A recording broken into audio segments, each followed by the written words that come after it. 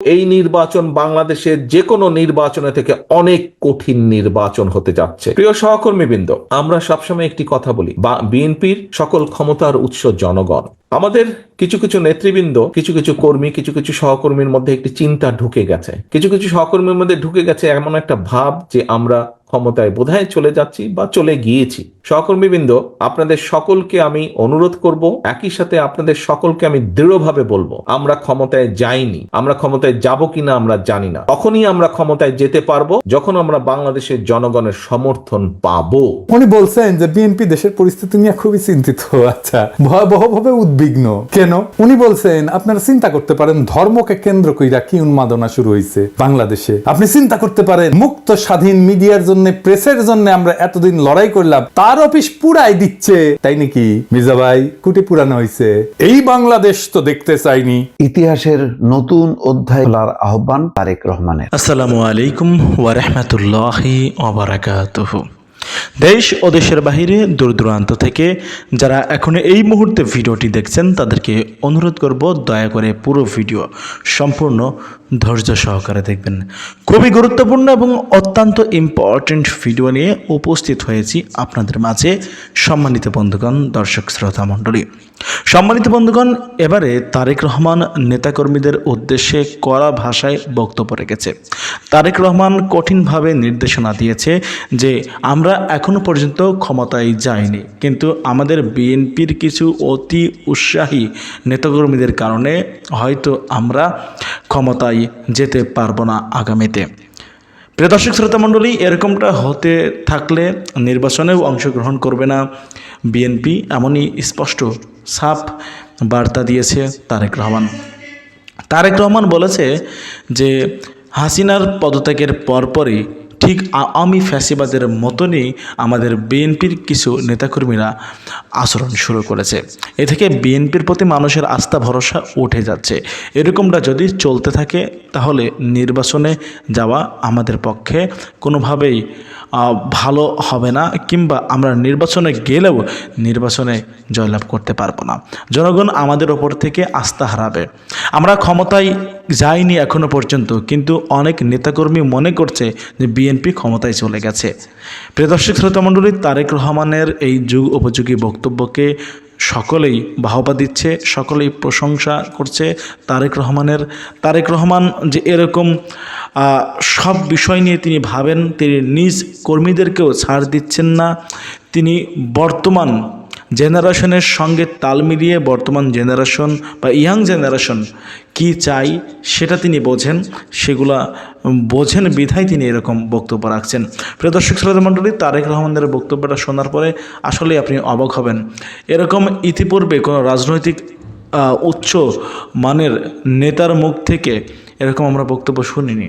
প্রিয় দর্শক শ্রোতা মণ্ডলী, চলুন কথা না বাড়িয়ে তারেক রহমান নেতাকর্মীদের উদ্দেশ্যে কি বলল এবং নির্বাচন নিয়ে কি বলল, কি বক্তব্য রাখলো সেটা আমরা দেখে আসি, তারপরে কথা বলি। হতে পারে আমাদের একটি প্রধান প্রতিপক্ষ অনেক দুর্বল হয়ে গেছে, তারপরেও এই নির্বাচন বাংলাদেশের যে কোনো নির্বাচনের থেকে অনেক কঠিন নির্বাচন হতে যাচ্ছে। প্রিয় সহকর্মীবৃন্দ, আমরা সবসময় একটি কথা বলি, বিএনপির সকল ক্ষমতার উৎস জনগণ। আমাদের কিছু কিছু নেতৃবৃন্দ, কিছু কিছু কর্মী, কিছু কিছু সহকর্মীর মধ্যে একটি চিন্তা ঢুকে গেছে যে এখানে সাগর বোধহয় খুব সম্ভব বলেছিল খুলনা থেকে, যে আমরা ক্ষমতায় গেলে, কিছু কিছু সহকর্মীর মধ্যে ঢুকে গেছে এমন একটা ভাব যে আমরা ক্ষমতায় বোধহয় চলে যাচ্ছি বা চলে গিয়েছি। সহকর্মীবৃন্দ, আপনাদের সকলকে আমি অনুরোধ করব, একই সাথে আপনাদের সকলকে আমি দৃঢ়ভাবে বলবো, আমরা ক্ষমতায় যাইনি। আমরা ক্ষমতায় যাব কিনা আমরা জানি না। তখনই আমরা ক্ষমতায় যেতে পারবো যখন আমরা বাংলাদেশের জনগণের সমর্থন পাবো। কাজেই জনগণের সমর্থন পাবো। এখন জনগণের সমর্থন আমাদেরকে আদায় করতে হবে। জনগণের সমর্থন যদি আদায় করতে হয়, এখানে আপনারা আজকে যারা উপস্থিত আছেন আপনাদের সকলকে কিন্তু আমরা এখানে আজকে আমন্ত্রণ জানিয়েছি একজন নেতা হিসাবে। হতে পারেন আপনি একজন জেলার নেতা, হতে পারেন উপজেলা বা হতে পারেন ইউনিয়ন পর্যায়ের নেতা, কিন্তু আপনি নেতা বলেই কিন্তু আজকে এখানে আপনাকে দাওয়াত দেওয়া হয়েছে। এবং সেজন্যই নেতা, আপনার কথা, আপনার কাজ, আপনার উঠা বসা, আপনার চলাফেরা সবকিছুর উপর নির্ভর করছে বিএনপির আগামী দিনের ভবিষ্যৎ। বিএনপির আগামী দিনের ভবিষ্যৎ।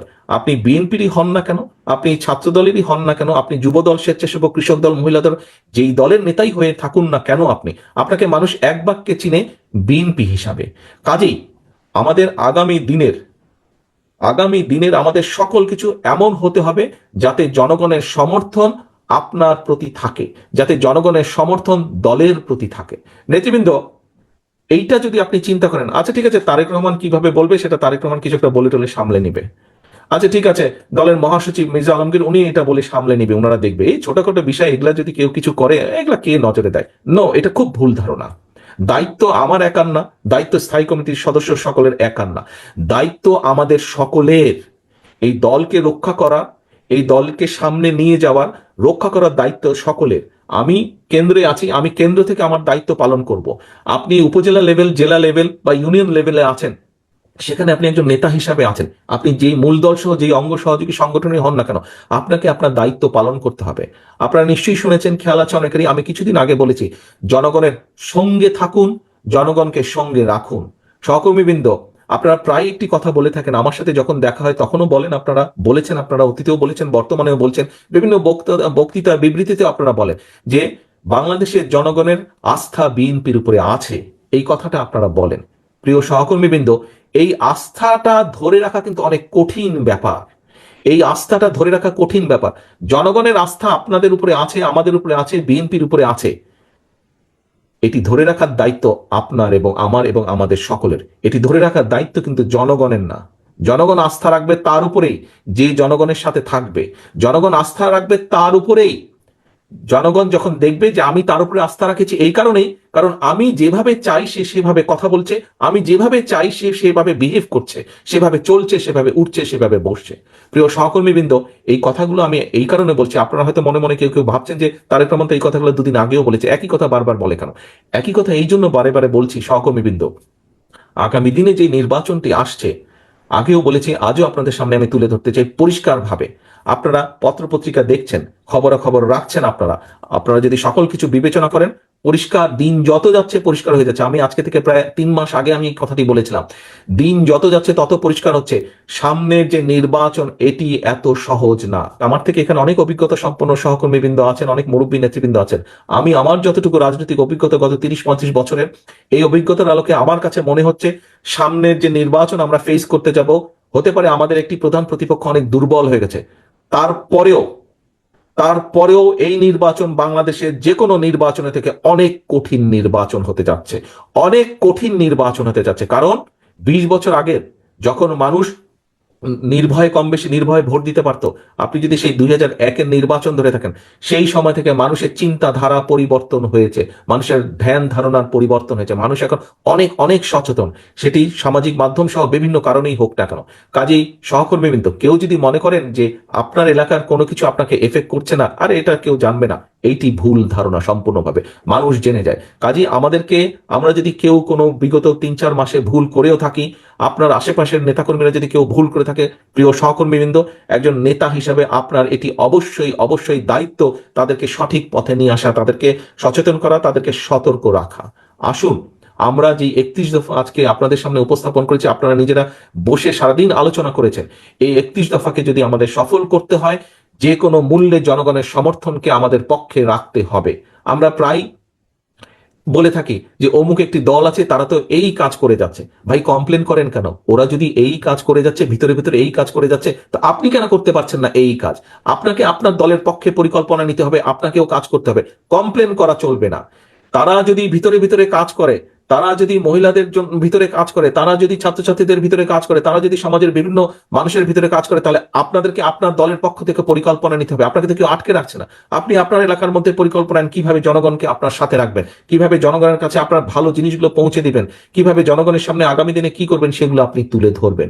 প্রিয় সহকর্মীবৃন্দ, এই সকল কিছু, আজকের সকল আয়োজন, এই যে আপনারা কথা বললেন, বক্তব্য রাখলেন, আমি আপনাদের সাথে কথা বলছি, সকল কিছুর লক্ষ্য এবং মূল উদ্দেশ্য বা মূল লক্ষ্যই হচ্ছে জনগণের সমর্থন আমাদের পক্ষে রাখা, এবং একই সাথে আমাদের যে পরিকল্পনাগুলো, সেই পরিকল্পনাগুলো যাতে আমরা বাস্তবায়ন করতে পারি। সহকর্মীবৃন্দ, আজকে যদি আমাদের কথাবার্তা, উঠা বসা, চলন বলনে যদি কোনো রকম এমন কিছু ঘটে যেখানে আমরা জনগণের আস্থা বিশ্বাস হারাতে পারি, তাহলে সারাদিন এই আলোচনা করে কি লাভ হলো? সারাদিন তো আলোচনা করে কোনো লাভ হলো না।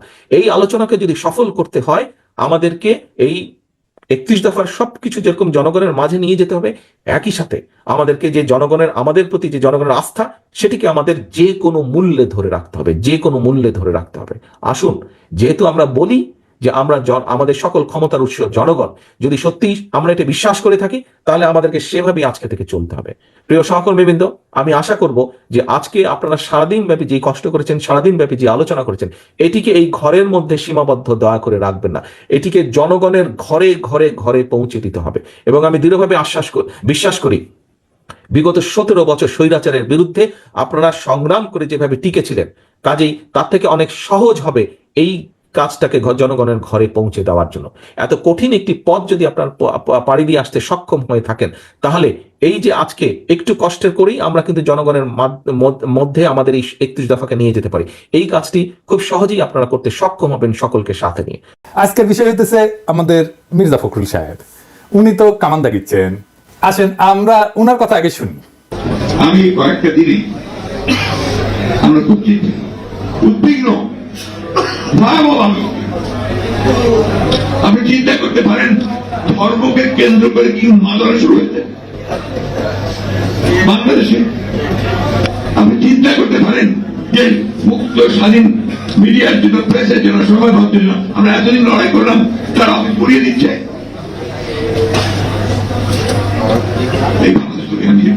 আমিও তো চাই না। উনি বলছেন যে বিএনপি দেশের পরিস্থিতি নিয়ে খুবই চিন্তিত, আচ্ছা ভয়াবহভাবে উদ্বিগ্ন। কেন? উনি বলছেন আপনারা চিন্তা করতে পারেন ধর্মকে কেন্দ্র কইরা কি উন্মাদনা শুরু হয়েছে বাংলাদেশে। আপনি চিন্তা করতে পারেন মুক্ত স্বাধীন মিডিয়ার জন্য, প্রেসের জন্য আমরা এতদিন লড়াই করলাম, তার অফিস পুরাই দিচ্ছে। তাই নাকি মির্জা ভাই? কুটি পুরানো হয়েছে। এই বাংলাদেশ তো দেখতে চাইনি, আমি অন্তত দেখতে চাই না। তাই নাকি মির্জা ভাই? পত্রিকা বেশ কই পুরানো হয়েছে। এই যে ধর্ম নিয়ে উন্মাদনা শুরু হয়েছে, কে করছে? কন না কেন? ইসকনের কথা বলেন না কেন? ইসকন যে একজনের কুপায় মারছে তার কথা বলেন না কেন? ভাসুরের নাম মুখে নিতে লজ্জা লাগে। ওই যে চট্টগ্রামের আইনজীবীরা কুপায় মারলো, কোনো বিবৃতি দিচ্ছেন? দেন নাই। প্রথম আলো ডেইলি স্টার নিয়ে একেবারে দিওয়ানা হয়ে গেছেন। আপনি প্রধান রাজনৈতিক দলের নেতা, আপনি গেছেন চট্টগ্রামে আমাদের নিহত ভাইয়ের জানাজায় গেছেন? যান নাই। তো পত্রিকা অফিস পুরানোর কথা থেকে আমি ভাবলাম যে আমি নিজে ভুল দেখছি কিনা, তাই একটা পোস্ট দিলাম ফেসবুকে, যে এটা প্রায় 12,000 লাইক পড়েছে। কেউ কইল না পত্রিকা অফিসে গত 1 সপ্তাহ পুরানো হয়েছে। আপনাকে মির্জা ভাই আবেগ কাজ করেছে, প্রথম আলো যখন আসছে বিবেক কাজ করে নাই। আমাদের দানব হিসাবে উপস্থাপন করবেন। আপনার বন্ধু মতি আলু কয়া দিছে নাকি? নাকি আপনার দলের কেউ কইছে? নাকি আপনি নিজে দেখছেন? দেশের সবচেয়ে বড় দলের শীর্ষ নেতা আপনি, মুরব্বী মানুষ, আপনার মুখে কথাই রেফারেন্স। আপনি সতর্ক হইয়া কথা না বললে তো মুশকিল মির্জা ভাই। উনি এখানে থামেন নাই, আরো বলছেন দুর্ভাগ্য আমাদের কিছু সংখ্যক মানুষ, তারা নিজেদের অত্যন্ত জনপ্রিয়, সবচেয়ে দেশপ্রেমিক বলে মনে করেন। খোটাটা মনে রেখেন কি দিয়ে খোটা মারতেছে। আর গোটা জাতিকে আজকে তারা বিভাজনের দিকে উস্কে দিয়ে একটা অন্ধকারের দিকে ঠেলে দিচ্ছে। সেজন্য ওনার আলো দরকার, প্রথম আলো, বুঝাও। আপনারা ঠান্ডা মাথায় চিন্তা করবেন যে যারা দেশকে বিভাজনের দিকে ঠেলছে, অনৈক্যের দিকে ঠেলছে, তারা আমাদের আসল শত্রু না মিত্র? আসলেই তো আমাদের দেখতে হবে বিভাজনের দিকে কে ঠেলিচ্ছে, এটা আমরা দেখবো। আইসেন, হ্যাঁ মির্জা ভাই খারাপ একটু আইসেনি। আপনি বিভাজনের কথা কইছেন, আমি ইউজুয়ালি এসব জায়গায় এসে একটা ডার্টি জোকস টোকস বলি, আপনার ক্ষেত্রে সেটা বলবো না, এটা ঝামেলা হয়ে গেল। যাই হোক, বিভাজন কে করেছে? আপনি কি বলেছেন জামাতকে নিয়ে? দেখেন, জামাতের পক্ষ থেকে আসা বক্তব্যের বিপরীতে তিনি বলছেন যারা ভোটে জিততে পারবে না, সরকার চালাইতে পারবে না, তারা এসব কথা বলে। একসময়ের জব সিংকে কি তাচ্ছিল্য। আপনারা সেনা প্রধানের ডাক পাইয়া যে ড্যাং ড্যাং করতে করতে ক্যান্টনমেন্টে গেলেন, তারপর একটা তত্ত্বাবধায়ক সরকার বানালেন, ধ্বজভঙ্গ উপদেষ্টা দিয়ে খুঁজে খুঁজে বের করে আনছেন। দিনে 6 বার অ্যাডাল্ট ডায়াপার বদলাইতে হয়। আমাদের জিজ্ঞেসিলেন যে কি মত আপনাদের? হ্যাঁ, ঐক্যের কথা কইছে দেখুন। বাপরে, দেশের মালিক সেজে গেছেন না? ছাত্র শিবির ছাত্রদল মারপিট শুরু হইলো। আপনার ছাত্র দলে চট্টগ্রামে পোলারা আমারে কমপ্লেন দিল আমার ইনবক্সে এসে যে আপনার প্রিয় ছাত্র শিবির কইলে একবার কয় আপনার প্রিয় ছাত্র শিবির। কবে প্রশংসা করছিলাম ওই একটা সারিন্দা বাজায় আর কি, ওই কয় আমার প্রিয়, আপনার প্রিয় ছাত্র শিবির আমাকে মারতেছে, কিছু একটা করেন। তা আমি কইলাম 2 সংগঠনকে নিয়ে বসবো, এভাবে মারপিট করলে কেমন করে হবে? ফ্যাসি বিরোধী দলগুলা, ছাত্র শিবির ছাত্র দল 2 দলে কিন্তু রাজি হইলো, টাইম ঠিক হইলো। ছাত্র দলের প্রেসিডেন্ট সেক্রেটারি, ছাত্র শিবিরের প্রেসিডেন্ট সেক্রেটারি কেন্দ্রীয় একসাথে কথা বলে টাইম ঠিক হইলো। আমার টাইম সকাল 5টা, আমি চোখ মুছতে মুছতে উঠে জুম মিটিং এ বসলাম। ছাত্র শিবিরের প্রেসিডেন্ট সেক্রেটারি আসলো, ছাত্র দল আসলো না। ফোন দিলাম, কই আমরা তো ট্যুর করতেছি। আমি বললাম আচ্ছা ঠিক আছে, ট্যুর শেষ কইরা তারপরে কইয়েন, আমরা বসবুনি আবার। পরে আর করলো না। শুনলাম বিএনপি শীর্ষ নেতারা চায় না, তো মারপিট যে হচ্ছে সেটা বন্ধ করার জন্য ডায়ালগ করতে রাজি না বিএনপি। জাহাঙ্গীরনগরের ছাত্র শিবির থাকলে সেখানে ছাত্র দল যায় না। আর কে কমপ্লেন করেছে যে ছাত্র শিবির কেন এটি বামেরা না করলে ছাত্র দল করেছে। গত কয়েকদিন আগে জাতীয় ছাত্র সংহতি সপ্তাহ উপলক্ষে শিবিরের মত বিনিময় সহ 34টা ছাত্র সংগঠন আসলে ছাত্র দল আসেনি। কিন্তু কেন? মিটিং এ বসে ডায়ালগ করবে না, আন্দোলনের সহযোদ্ধাদের সাথে আবার ঐক্য আর বিভাজনের গল্প বলতেছেন। মিরেশ্বরায় জামাতের মিটিং এ হামলা করছেন, কেন করছে? আপনাদের কাছ থেকে অনুমতি নেয় নাই, আপনাদের কাছে অনুমতি নেওয়া লাগবে। হ্যাঁ, আপনার ঠোলা হয়ে গেছেন না সরকার হয়েছেন, অনুমতি নিয়ে মিটিং করতে হবে। তালুকদারি পাইছেন বাংলাদেশকে, বিভিন্ন জায়গায় তো দখল শুরু করে দিচ্ছেন, ওইটা নাই কই। তো বিভাজন কে করছে মির্জা ভাই? চুপকে সরাবে বললো ছাত্ররা, আমরা সাপোর্ট দিলাম। আপনারা বাগড়া দিলেন, বললেন না বদলানো যাবে না। আমরা বললাম নতুন সংবিধান লাগবে। আপনারা বাগড়া দিলেন, বললেন না পুরানাই সহি, এই সরকারের ম্যান্ডেট নাই, বদলাইতে পারবে না। আমরা বললাম আওয়ামী লীগকে নিষিদ্ধ করতে হবে। আপনারা বললেন না না না না না, আমরা নিষিদ্ধ করার কে, নিষিদ্ধ করবে জনগণ। তো আমরা কি জনগণ না? আমরা হরিদাস পাল? আমরা বললাম আওয়ামী লীগকে নির্বাচন আসতে দেওয়া যাবে না। আপনারা প্রফেসর ইউনূসকে যা কয়ে আসলেন, না না না আওয়ামী লীগকে নির্বাচন আনতে হবে, আসবে, নির্বাচন করবে।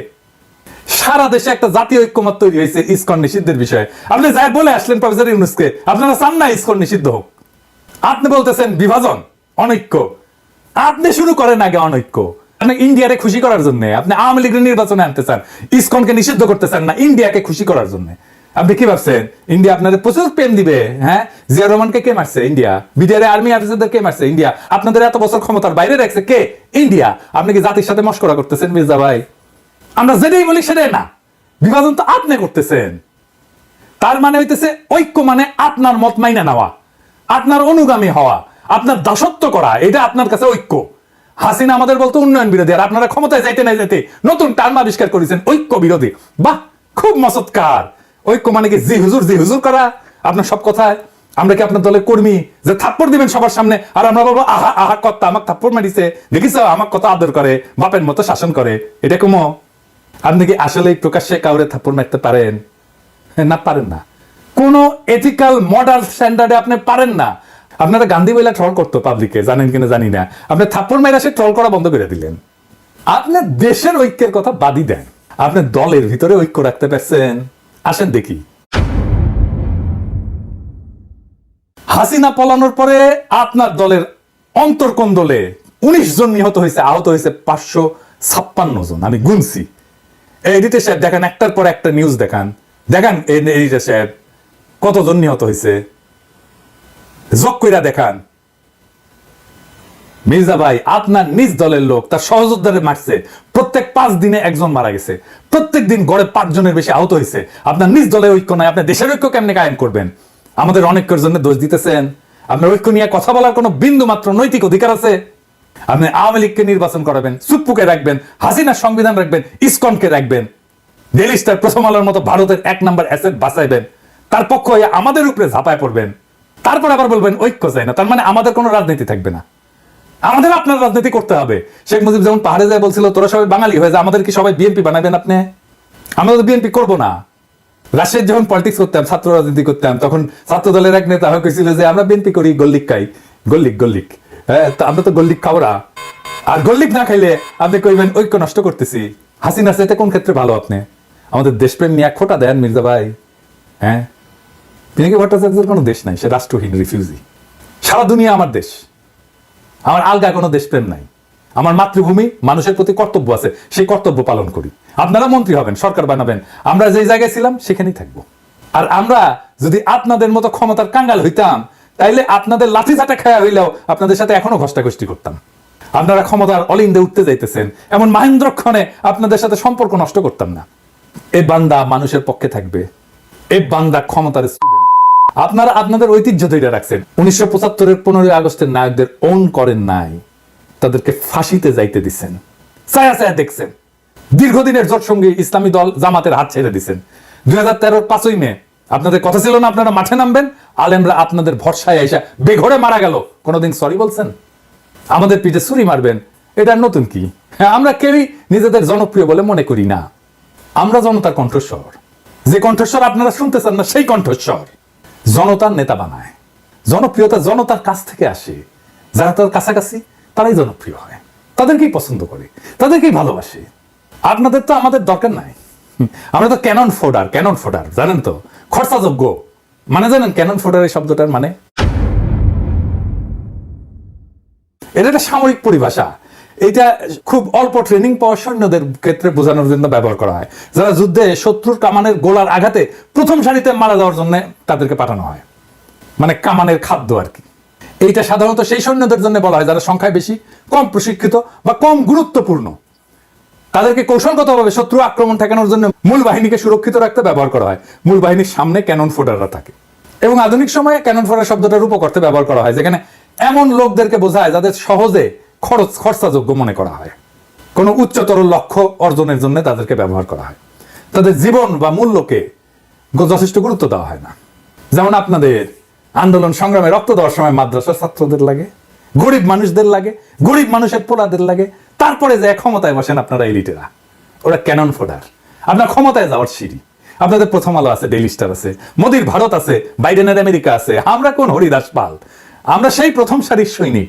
আমরা নির্বাসনে থাকবো, আমরা মইরা গিয়া আপনার ক্ষমতায় যাওয়ার সিঁড়ি তৈরি করে দিব, রাত নাই দিন নাই অ্যাক্টিভিজম করব, তারপরে আমাদেরকে পিছে ছুরি মেয়েরা আপনারা তার উপর দিয়ে যে সিংহাসনে বসবেন। আপনাদের লজ্জা হইল না নবাবের আমন্ত্রণে যায় লড়াইয়ের সাথীদের বিরুদ্ধে কথা বলতে? নবাব মানে সংবাদপত্র মালিকদের সংগঠন, এর প্রেসিডেন্টকে জানেন? সেই দুর্বৃত্ত ব্যবসায়ী আজাদ। এডিটে সাহেব দেখান তার ভিডিও। প্রথমত আমি তোমাকে চাই, শেষ পর্যন্ত তোমাকে চাই, আবার দেখান। মাননীয় প্রধানমন্ত্রী, আমরা উন্নয়নশীল দেশ থেকে মধ্যম আয়ের দেশে উন্নীত হতে যাচ্ছি। অনেক অসম্ভব আপনি সম্ভব করেছেন। ব্যবসায়ীরা নিরাপদে ব্যবসা করতে পারছেন। আপনি রাজনীতিক স্থিতিশীলতা এনেছেন। স্থিতিশীলতাই সমৃদ্ধি ও শান্তি আনে। এই জন্যই বলি শেখ হাসিনার সরকার বারবার দরকার।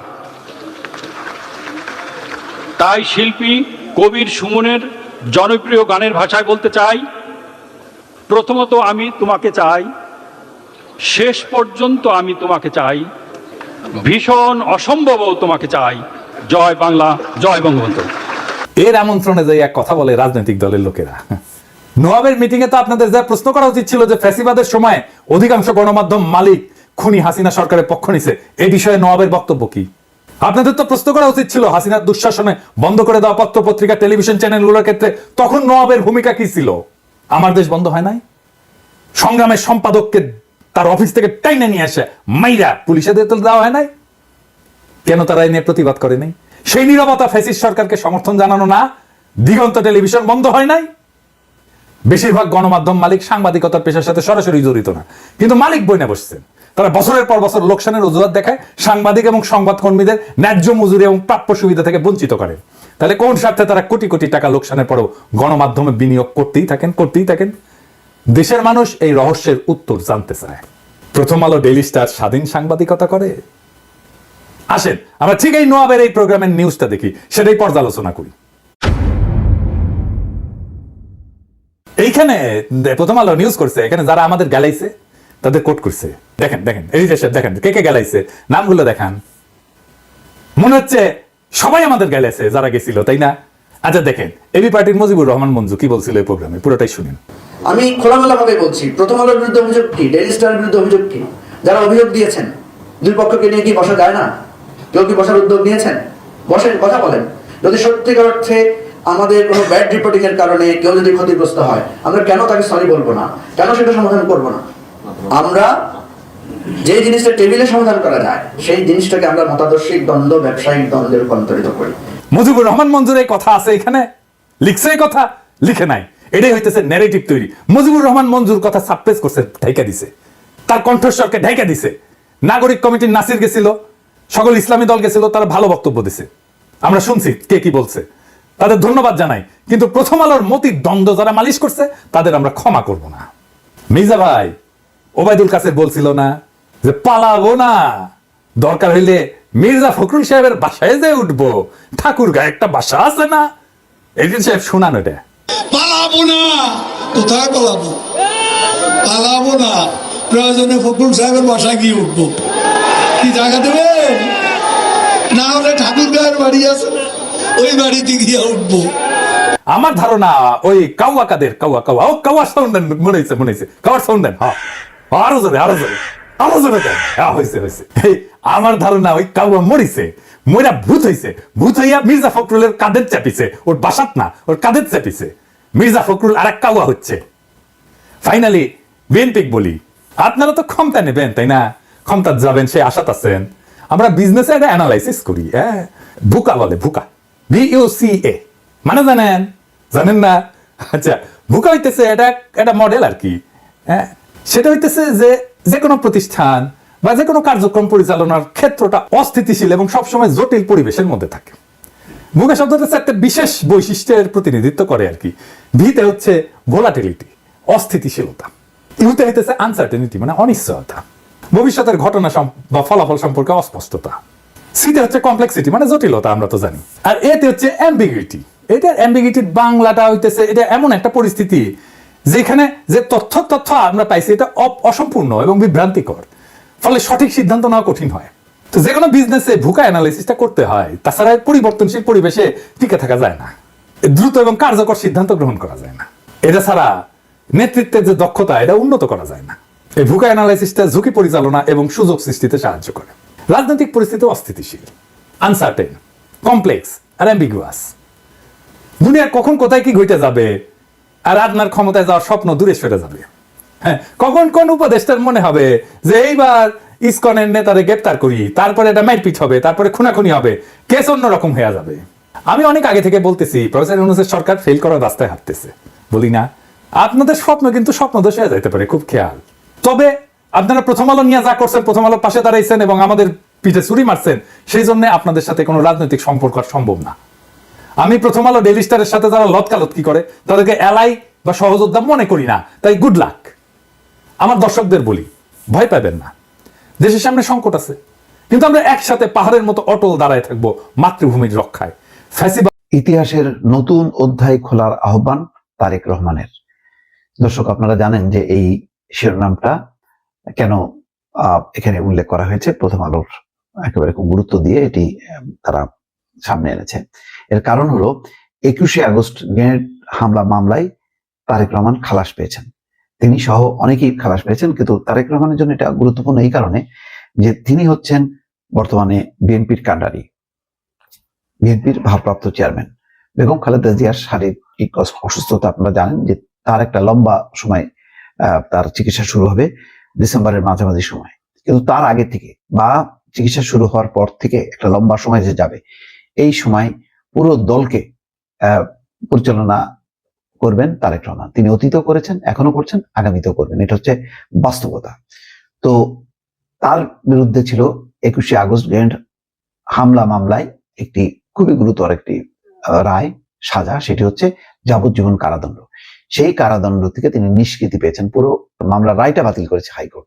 এর ফলে বাবর, যে সাবেক স্বরাষ্ট্র প্রতিমন্ত্রী লুৎফুজ্জামান বাবর সহ আব্দুল সালাম পিন্টু সহ 19 জন, তাদের যে মৃত্যুদণ্ড সেখান থেকে তারা রেহাই পেয়েছে। বিএনপির ভারপ্রাপ্ত চেয়ারম্যান তারেক রহমান সহ 19 জনকে যাবজ্জীবন কারাদণ্ড দেওয়া হয়েছিল, তারাও রেহাই পেয়েছেন। এবং এটা বলা হচ্ছে যে এই রায়টা একেবারেই রাজনৈতিক উদ্দেশ্য প্রণোদিত ছিল, শোনা কথার উপর ভিত্তি করে রায় দেওয়া হয়েছে। এবং যেই স্বীকারোক্তি যারা দিয়েছে, যেই জঙ্গি সংগঠনের মুফতি হান্নান, সেগুলো জোরপূর্বক তাদের কাছে নেওয়া হয়েছে এবং একটা কাহিনী সাজানো হয়েছে যে এরা এই সমস্ত পরিকল্পনা করতে হাওয়া ভবনে গেছে, সেখানে তারেক রহমান উপস্থিত ছিল, এই সমস্ত আগরম বাগরম, এবং তার উপর ভিত্তি করে যাবজ্জীবন কারাদণ্ড। যাই হোক, এখন পট পরিবর্তন হতে এবং তারেক রহমানের দেশে এসে রাজনীতি করার পথ উন্মুক্ত হয়েছে।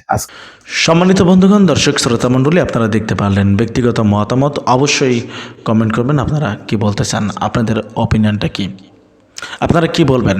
তারেক রহমান খুবই সুন্দর যুগ উপযোগী বক্তব্য রেখেছে, খুব সুন্দর একটি কথা বলেছেন তিনি যে আওয়ামী ফ্যাসিবাদের পতন হয়েছে, এখন অন্তর্বর্তীকালীন সরকার দেশ পরিচালনা করছে, কিন্তু এখন নিজ দলের নেতাকর্মীদের দেখে মনে হচ্ছে যে বিএনপি একটা ফ্যাসিস্ট রাজনৈতিক দলে পরিণত হচ্ছে দিন দিন।